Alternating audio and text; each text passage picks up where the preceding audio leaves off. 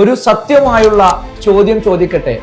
നിങ്ങളുടെ ഫോൺ 2 ദിവസം switch off ആക്കിയാൽ നിങ്ങളുടെ ബിസിനസ് സ്മൂത്തായി നടക്കുമോ അതോ സ്റ്റക്കായി നിൽക്കുമോ? സത്യം മനസ്സിലല്ലേ? സ്റ്റാഫ് ഒരു തീരുമാനമെടുക്കാൻ നിങ്ങളെ കാത്തിരിക്കും.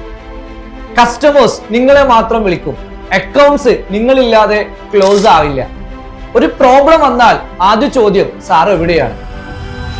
ഇത് ബിസിനസ് അല്ല, ഇത് ടെൻഷനുള്ള ഫുൾ ടൈം ജോലി മാത്രമാണ്.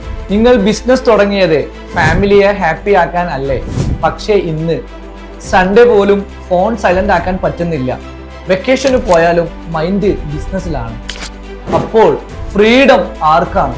ഓണർ ഡിപ്പെൻഡന്റ് ആയ ബിസിനസ് ഒരിക്കലും സ്കെയിൽ ആകില്ല, ഒരിക്കലും സിസ്റ്റം ആകില്ല, ഒരിക്കലും ലെഗസി ക്രിയേറ്റ് ചെയ്യില്ല.